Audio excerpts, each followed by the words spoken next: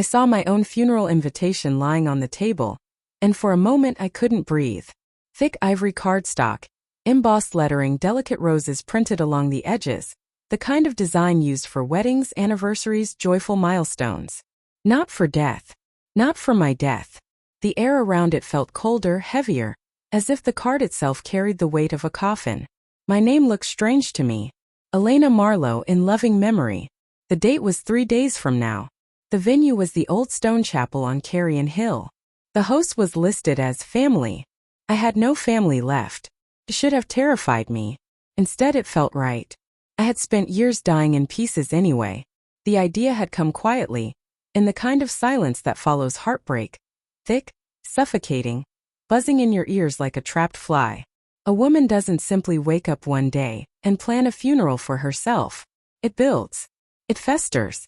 It grows roots in the places where trust used to live. My trust had been destroyed 18 months ago. Or maybe before that. Maybe betrayal doesn't start with the act itself but with small fractures. Missed calls, hollow excuses, new colognes, unfamiliar silences. Maybe it starts when you begin convincing yourself that you're imagining things, that love makes mistakes, that doubt is the enemy. I remember the night my doubt died and the truth took its place. I came home early from a charity event, still smelling of jasmine and the cold January wind. My heels clicked softly against the wooden floor as I entered the house, and I remember thinking how strange the silence sounded. Heavy. Expectant.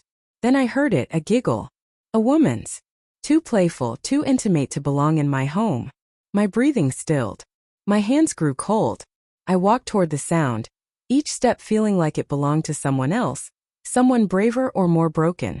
The bedroom door wasn't fully shut, just enough to show a slice of the world inside. Shadows moved on the wall. A broad silhouette, his standing close to a smaller, curved one. Their voices were low, hushed, the kind reserved for secrets that taste too sweet to let go. I didn't see faces at first. I saw betrayal. I felt it before my mind could even shape the word. My throat closed. The brochures I carried slipped from my hand and scattered across the hallway like fallen feathers. They turned when they heard them fall. I expected shock. Maybe guilt. What I got was irritation. His eyebrows pinched slightly, the same expression he used when the Wi-Fi was slow. Her lips pursed as if she were embarrassed, not for the act, but for being caught at an inconvenient moment. Something inside me cracked so quietly I almost didn't notice it. But once it broke, it never repaired. I left the next morning. No screaming. No scenes. No dramatic slamming of doors. Just a quiet exit, as if I were a ghost walking out of my own life. Healing didn't come. Peace didn't come. Closure didn't come. Instead, there was the cottage. A small, weather-beaten place by the lake where the water looked calm but carried secrets beneath its surface. I spent months there alone with my thoughts, which felt like knives laid out in a neat row. Some days I convinced myself I was getting better. Other days I stood at the shoreline imagining what it would feel like to walk into the water and keep walking. Then one night something shifted. I dreamt of them. Not their faces, those had blurred in my memory, but their shadows. Lingering.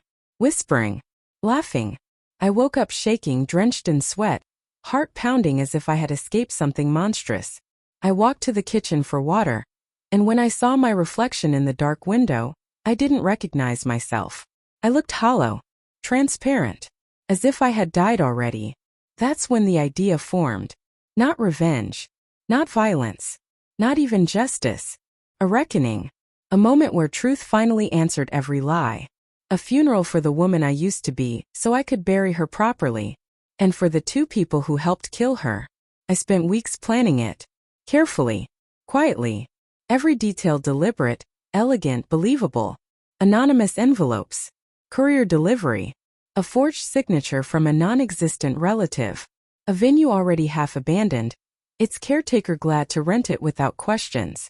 The guest list contained only 2 names. Thomas. And Evelyn. His ex-secretary. His now public lover. I sealed their invitations with a calm I didn't understand. Maybe it wasn't calm. Maybe it was emptiness finally finding purpose. Tonight the final piece was ready. The black dress I would wear. The chapel keys. The lanterns to light the aisles. The letters I had written. I touched the invitation one last time, tracing the soft curve of my name. A funeral was more than a trap. It was an ending, a liberation, a goodbye. But as I prepared to leave the cottage, an unexpected tremor ran through me. Not fear, not guilt, a strange sense of clarity, cold, sharp, almost serene.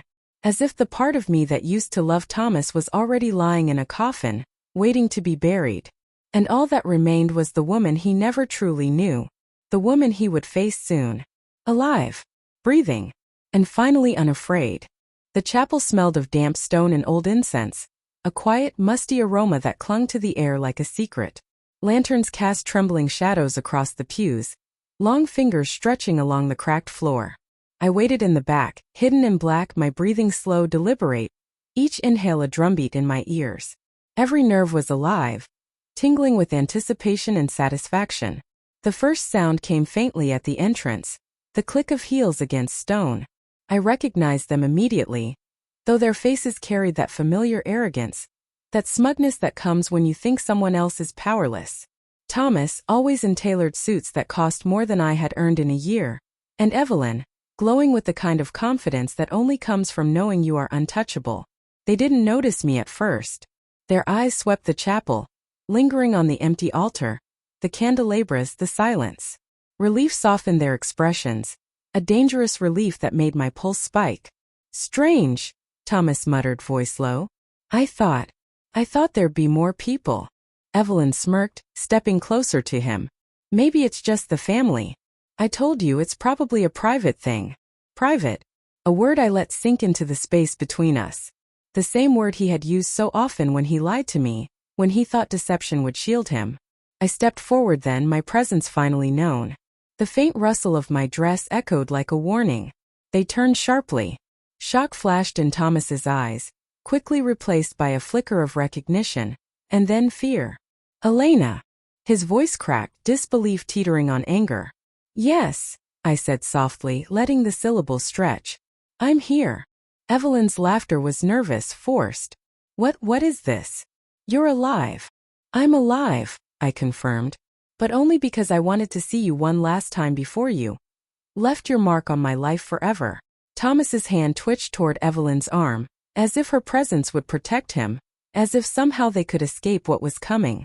I gestured toward the altar. Please sit. Let's begin, shall we? They hesitated, exchanging quick, anxious glances. I watched the tiny cracks form in their composure, the first threads of panic that would unravel them entirely. Your invitations, Thomas began, but his voice trailed off. Yes, I interrupted. You got them. Every detail was correct. You believed it. You believed I was gone. And now, my gaze sharpened, cold as glass.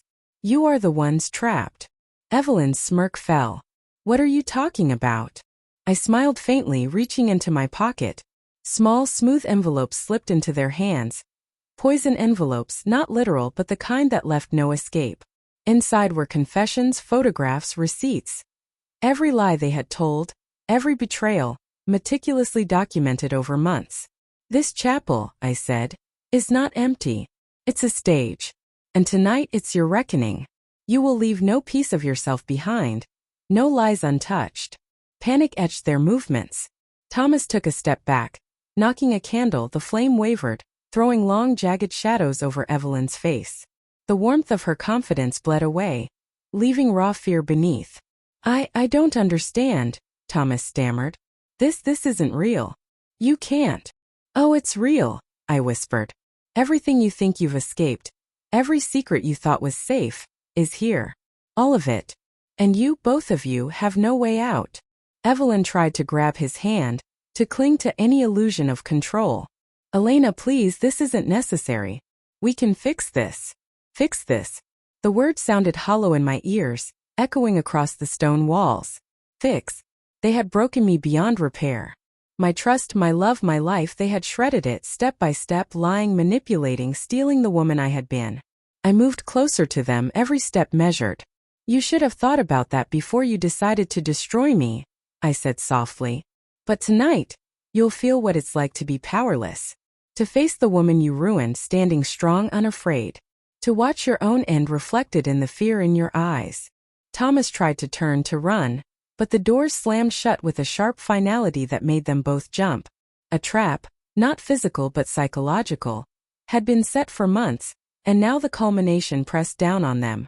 I let the silence linger, long enough for their minds to fill with terror, with the realization that there was no way to undo what was coming. They could feel it, each heartbeat hammering, each breath shallow, as if the chapel itself were constricting around them. "You believed I would vanish quietly," I said, voice rising. "But I am here, watching, waiting. And justice is not something I will whisper. It is something I will let you scream." Tears glistened in Evelyn's eyes. Thomas's jaw was tight, hands trembling.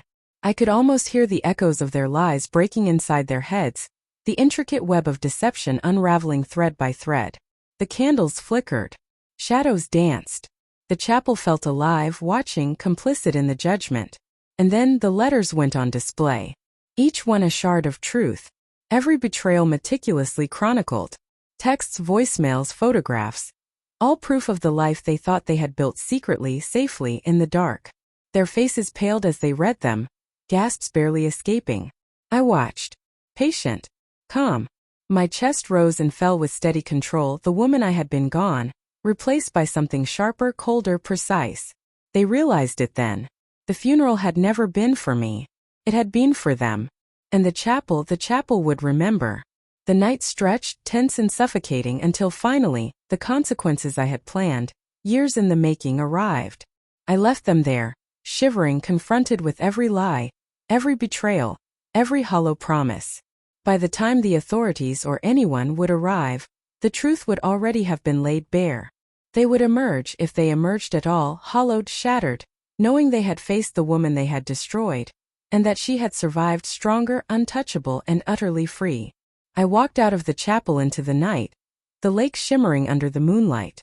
The wind carried away my final heartbeat of fear, leaving only the woman I had always wanted to be. Alive. Untamed. Victorious.